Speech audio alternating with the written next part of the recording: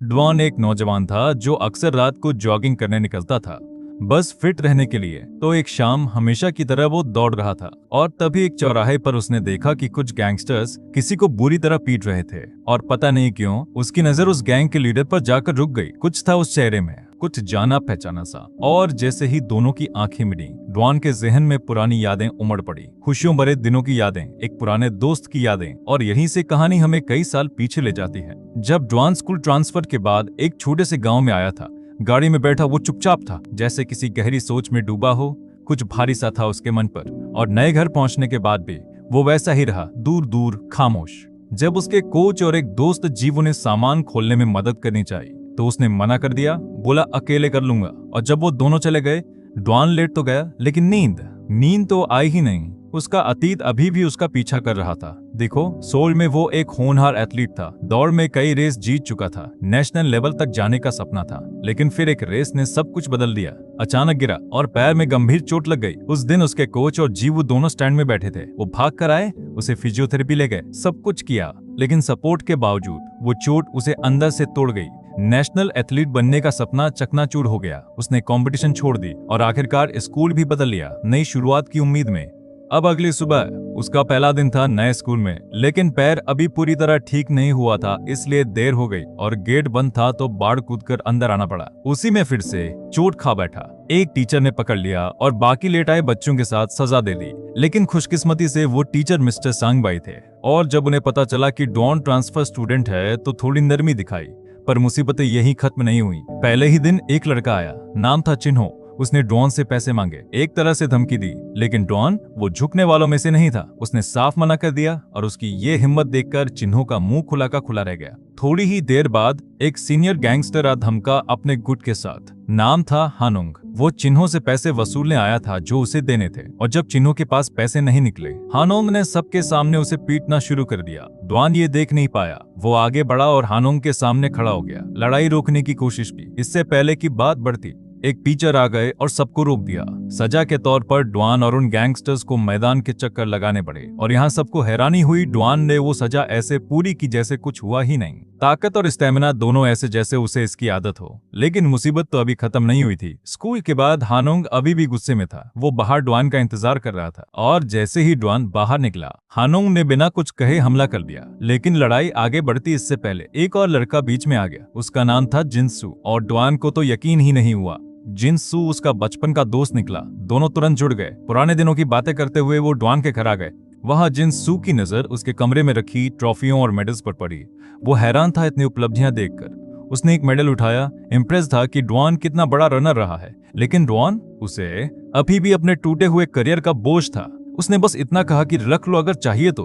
उस वक्त वो तैयार नहीं था ये बताने के लिए कि उसने एथलीट बनना क्यों छोड़ दिया। अगले दिन स्कूल के स्टोर रूम में चिन्हो और सानियल फिर से हानुंग और उसके गुट के शिकार बने। पैसे मांगे जा रहे थे। सानियल रोने लगा, लेकिन डर से नहीं, बल्कि उसे अस्थमा और दिल की बीमारी थी। चिन्हो ने गिड़गिड़ाया, लेकिन हानुंग को कोई फर्क नहीं पड़ा। वो और ज्यादा हिंसक होता गया, और तभी जिनसू वहां आ गया और उसे रोक दिया। लेकिन यहाँ एक बात किसी को नहीं पता थी, जिनसू खुद उसी गैंग का हिस्सा था जिसका हानुंग था। थोड़ी देर बाद ड्वान भी आ गया, क्योंकि किसी ने उसे बताया था कि जिनसू मुसीबत में हो सकता है। उसे अभी तक जिनसू के गैंग कनेक्शन का पता नहीं था। मदद करने की सोचकर डॉन ने जिनसू से कहा कि वो चिन्हो और सानियल को बचाए, जबकि वो खुद हानुंग से निपटेगा। और इसी फैसले ने पूरी लड़ाई शुरू कर दी। हानुंग डॉन पर टूट पड़ा। जिनसू उसे बचाने कूदा, और ये एक भयंकर झगड़े में बदल गई। गैंग के दो पुराने साथियों के बीच और इसी अफरातफरी के बीच दो सीनियर गैंग मेंबर्स आ गए। नाम थे सांगबाई और योंगी। उन्होंने तुरंत लड़ाई रुकवाई और सबको डांटा कि अपने ही लोगों में इतना बवाल क्यों मचा रखा है। बाद में जिनसू ने ड्वान को बताया कि वो दोनों असल में कौन थे। ऊपर के ठग जो एक खतरनाक संगठन से जुड़े थे। उसने ड्वान से कहा कि इसे भूल जा, और फिर उसने एक चैलेंज दिया, एक रेस,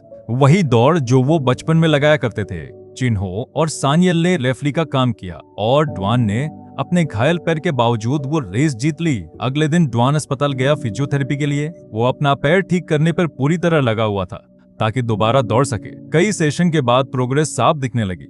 थेरेपिस्ट ने ये खुशखबरी उसके कोच को दी, जो सुनकर राहत महसूस कर रहे थे। उस रात जिनसू ने ड्वान को पास के पार्क में बुलाया। वो दोनों इंतजार कर रहे थे, और फिर दो लड़कियां आईं, इन्हा और उसकी दोस्त इंजी। पता चला जिनसू ने ये मीटिंग इन्हा को सरप्राइज देने के लिए प्लान की थी।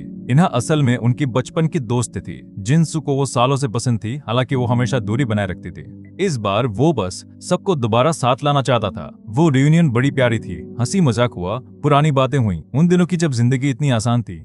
जाने से पहले इन्हा ने डॉन का नंबर मांगा ताकि वो संपर्क में रह सकें। जिनसू ने मुस्कुराते हुए देखा, लेकिन अंदर ही अंदर थोड़ी जलन तो हुई ही। अगली सुबह वर्कआउट खत्म करने के बाद डॉन को हैरानी हुई जब उसने देखा कि जीवू उसके घर के बाहर खड़ी थी। वो घर का बना खाना लाई थी ताकि वो सही से खाए और सेहतमंद रहे। जिस तरह से वो उसे देख रही थी, साफ था कि वो उसकी बहुत परवाह करती थी। वो दोनों सालों से साथ ट्रेनिंग कर रहे थे, एक ही कोच के नीचे, एक ही स्कूल से। बाद में जीवू उसके साथ अस्पताल गई अगले थेरेपी सेशन के लिए। इस बार डॉन का पैर लगभग पूरी तरह ठीक हो चुका था। पूरा दिन उन्होंने साथ बिताया, घूमे फिरे, उस पल को जिया इससे पहले कि जीवू को सोल वापस जाना था। जब वो बस में चढ़ी, वो मुस्कुरा रही थी। उनके साथ बिताए वक्त से वो खुश थी। इधर गैंगस्टर्स के अड्डे पर जिनसू, हानोंग और बाकी सब अपने बॉस से मिलने की तैयारी कर रहे थे। थोड़ी देर बाद योंगी और सांगबाई आए और सबको हिदायत दी कि अलर्ट रहो, सब कंट्रोल में रखो, खासकर पैसों की वसूली। ऑर्डर देने के बाद सबको भेज दिया गया ताकि बॉस एक एक करके सबसे मिल सके। वापस टाउन में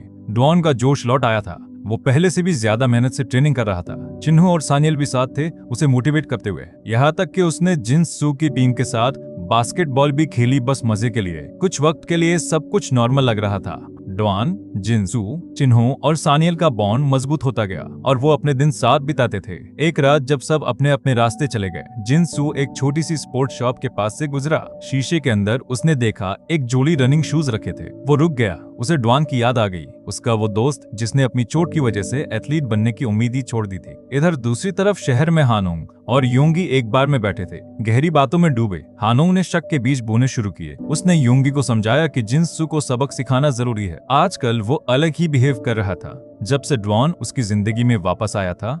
और बुरी बात यह कि जिनसू और उसके दोस्त चिन्हो और सानियल के करीब आ रहे थे, जो गैंग के रेगुलर टारगेट थे पैसे वसूलने के लिए। पहले योंगी ने मना किया, वो अपने लीडर सांगबाई के प्रति वफादार रहना चाहता था, लेकिन हानोंग जानता था कैसे मैनिपुलेट करना है। उसने वादा किया कि सांगबाई को हटाकर योंगी को पावर दिलाएगा। इस ऑफर के लालच में योंगी मान गया। वापस घर में डॉन बेचैन था। जिनसू पूरे दिन नहीं दिखा और फोन भी नहीं उठा रहा था। चिन्हो और सानियल ने उसे शांत करने की कोशिश की, कहा सब ठीक होगा, लेकिन डॉन को कुछ गड़बड़ लग रहा था, इसलिए उसने इन्हा से मिलने का सोचा। शायद उसे पता हो कि जब सब अलग हुए तो क्या हुआ। बातचीत में इन्हा ने अपनी गहरी चिंता जाहिर की जिनसू के गैंग में शामिल होने को लेकर। उसे यकीन था कि वो सच में बुरा नहीं है, इसलिए वो दूरी बनाए रखती थी। ये सुनकर डॉन को सच समझ आया, इन्हा अभी भी जिनसू की बहुत परवाह करती थी, उसकी फिक्र ही बता रही थी। डॉन ने वादा किया था कि जिनसू को इन्हा का दिल जीतने में मदद करेगा और वो यही करने वाला था। दोनों में से किसी को पता नहीं था कि दूर से हानोंग देख रहा था।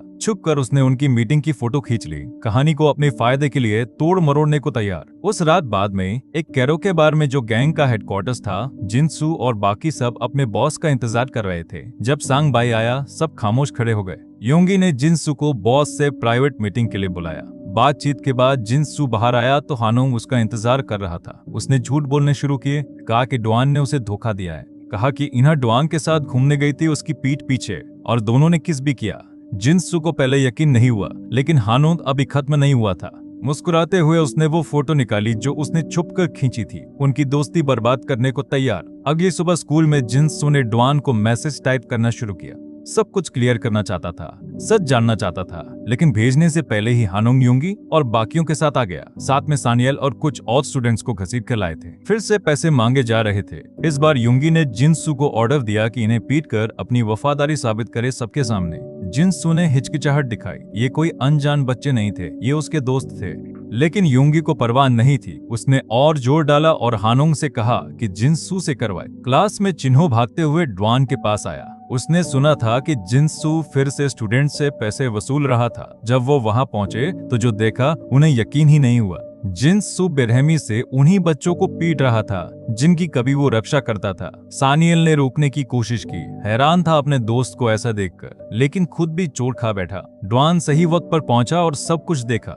गुस्से और कंफ्यूजन में उसने जिनसू से पूछा कि वो अपने ही दोस्तों को क्यों मार रहा है। जवाब देने की जगह जिनसू ने एक और स्टूडेंट को मारा और डुआन को चेतावनी दी कि बीच में ना आए। साफ था कि हानोंग के झूठ ने उनकी दोस्ती तोड़ दी थी। दूर से देखते हुए हानोंग मुस्कुरा रहा था। उसका प्लान कामयाब हो गया था। अगली सुबह डुआन अपनी दौड़ की रूटीन पर लौट आया, दर्द को ताकत बनाकर। वो पहले से भी ज्यादा मेहनत कर रहा था, खुद को संभालते हुए दोबारा एथलीट बनने की तैयारी करते हुए। इधर जिनसू उस कैरो के बार गया जो गैंग का हेडक्वार्टर्स था। युंगी ने बुलाया था और वहाँ जिनसू ने कुछ अनएक्सपेक्टेड किया। उसने ऑर्डर मानने का वादा किया, युंगी और सांग बाई के प्रति वफादारी की कसम खाई और अपने पुराने दोस्तों को छोड़ने का चुनाव किया। युंगी खुश था, लेकिन जैसे ही जिनसू जाने को हुआ, हानोंग हथियार लेकर सामने आ गया। ये सब एक जाल था। दोनों ने मिलकर जिनसू को फंसाया था ताकि गैंग में अपनी पोजीशन मजबूत कर सकें। कोई मदद करने वाला नहीं था।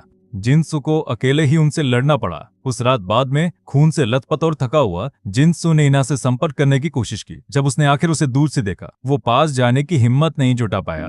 उस पल उसे सब समझ आ गया। वो अफवाहें और अफराद फरी जिसने उसे और डुआन को अलग किया, सब हानोंग और युंगी के झूठ थे। इन्हा का अभी भी इंतजार करना इसी बात का सबूत था। अगले दिन जिनसू ने इन्हा के लिए एक छोटा सा तोहफा भेजा उसकी दोस्त इंजी के जरिए और फिर स्कूल चला गया। वहाँ उसने हानोंग के आदमियों को कहा कि चिन्हो और सानियल को छत पर लाए। किसी को नहीं पता आगे क्या हुआ। स्कूल के बाद जब डुआन भागकर अस्पताल गया, उसने सुना था कि सानियल गिर पड़ा है। अस्पताल में डुआन ने सानियल को बेहोश पड़ा पाया। उसकी यूनिफॉर्म चेक करते वक्त उसे कुछ ऐसा मिला जिसने उसे हिला दिया। वो मेडल जो जिनसू ने कभी उससे उधार लिया था, ये सोचकर कि ये जिनसू का काम है, डुआन का गुस्सा फूट पड़ा। उस रात वो एक सुनसान गली में इंतजार करता रहा जहाँ से जिनसू अक्सर गुजरता था। जब जिनसू दिखा, डुआन ने उस पर हमला कर दिया। सानियल के साथ जो हुआ उसके लिए उसे जिम्मेदार ठहराया। जिनसू ने पलटकर वार नहीं किया। वो चुपचाप खड़ा रहा, हर मार सहता रहा। अगले दिन स्कूल में डुआन ने चिन्हो को पकड़ा जो गेट से बाहर जा रहा था।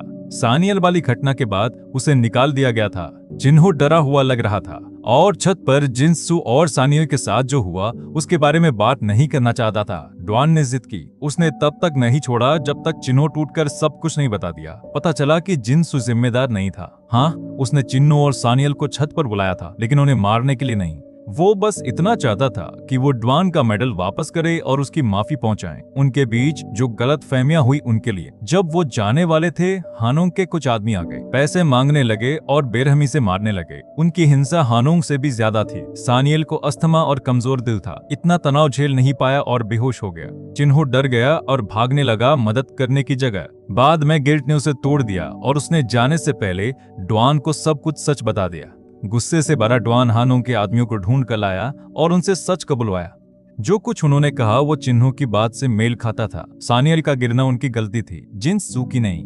स्कूल के बाद डुआन इन्हा से मिलने गया। वो जिनसू को लेकर बहुत चिंतित थी, जो कई दिनों से गायब था। सब कुछ के बावजूद उसे यकीन था कि वो बुरा नहीं है। उसने डुआन से कहा कि वो जिनसू को ढूंढे और वापस लाए, उसे याद दिलाए कि वो असल में कौन है, वही लड़का जो बचपन में उनके साथ हंसता खेलता था। डुआन ने माना कि जिनसू से उसकी दोस्ती हानोंग के मैनिपुलेशन की वजह से टूटी, लेकिन इन्हा अड़ी रही। उसने कहा कि जिनसू में अभी भी अच्छाई है और सिर्फ डुआन ही उस तक पहुंच सकता है। जब डुआन घर लौटा तो जीवू और उसके कोच उसका इंतजार कर रहे थे। उनके पास अच्छी खबर थी, डुआन को उसके पुराने स्कूल में वापस ले लिया गया है सोल में। अब वो एथलीट के तौर पर अपना सफर जारी रख सकता था। उस रात उन्होंने डिनर के साथ जश्न मनाने का प्लान बनाया और फिर पैकिंग करनी थी शिफ्ट होने के लिए। जाने से पहले जीवू ने उसे एक गिफ्ट दिया, एक जोड़ी रनिंग शूज किसी ने भेजे थे उसके लिए। जैसे ही डुआन ने उन्हें देखा, वो पहचान गया। वही शूज थे जो कुछ दिन पहले जिनसू देख रहा था। सोल के लिए सामान पैक करने की जगह डुआन ने कपड़े बदले और जिनसू को ढूंढने निकल पड़ा।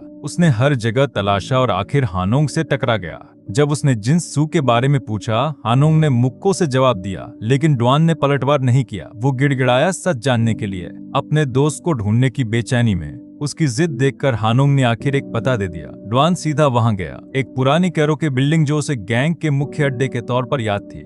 पहले उसे यकीन नहीं था कि जिनसू सच में वहां है, लेकिन अंदर से आती आवाजों और हलचल ने बता दिया कि कुछ हो रहा है। वो चुपचाप अंदर गया, अंधेरे रास्तों से गुजरता हुआ। रास्ते में उसने सांग बाई के कई आदमियों को गिरा हुआ पाया, हारे हुए और बेहोश।